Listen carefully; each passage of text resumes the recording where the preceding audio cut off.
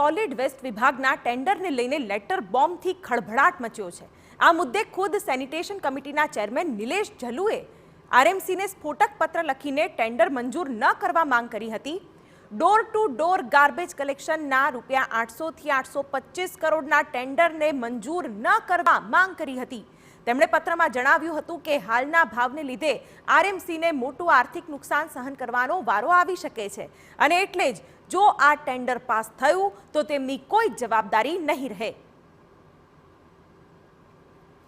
જો કે લેટર બોમ્બથી ખળભળાટ મચ્યા બાદ નિલેશ જલુએ હવે ફેરવી તોડ્યું છે।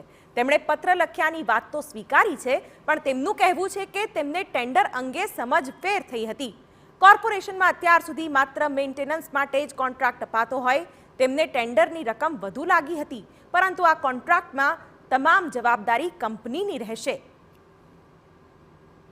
કમિશનર સાહેબને એ રીતના લેટર લખ્યો હતો કે ભાઈ આટલું બધું મેનેજમેન્ટના કોઈથી આટલા બધા પૈસા હોય નહીં, આપણા વાહનો છે, આપણી બધી સાધન સામગ્રી છે, આપણા બધા ગ્રાઉન્ડ આપણે આપીએ છીએ, છતાં આજે આટલું મેનેજમેન્ટના ન હોય। પણ જ્યારે ટેન્ડર ખરા અર્થમાં જ્યારે બહાર પડી ગયું અને પછી મારા ધ્યાનમાં નહોતું એ ટેન્ડર કે એમાં જે નવી સિસ્ટમ હતી જે ટેન્ડર પ્રક્રિયામાં સામેલ કરી હતી મારા ધ્યાનમાં નહોતી, અને એ ટેન્ડર પ્રક્રિયામાં ટોટલ ટિપર1 પાર્ટીના લેવાના થશે। તો ટેન્ડર મુદ્દે રાજકારણ પણ ગરમાઈ ગયું છે। કોંગ્રેસે આ મુદ્દે શાબ્દિક પ્રહાર કરતા કહ્યું કે સેનેટરી ચેરમેનને લાભ નહીં મળ્યો હોય એટલે પહેલા વિરોધ કર્યો અને પછી પોતે બોલીને ફરી ગયા।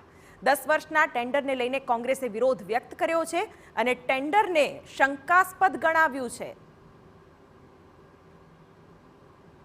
કંપનીને એક સાથે 10 વર્ષનો એગ્રીમેન્ટ શા માટે, એમાં તમારું ક્યાં આર્થિક લાભ છુપાયેલું છે બહુ આમાં સ્પષ્ટ નક્કી થાય છે।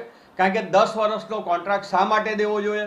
તમારે કોન્ટ્રાક્ટ દેવો હોય તો 2 વર્ષનો દેવો, વધીને 3 વર્ષનો આપો, પણ આ જે રીતે 10 વર્ષનો કોન્ટ્રાક્ટ દેવામાં આવ્યો એમાં જ એવું નક્કી થાય છે કે માન્ય સ્ટેન્ડિંગના ચેરમેન છેલ્લા વર્ષની અંદર જેટલું ઢળ્યા એટલું ઢળી લેવું એવું ક્યાંક ને ક્યાંક લાગતું લાગે છે।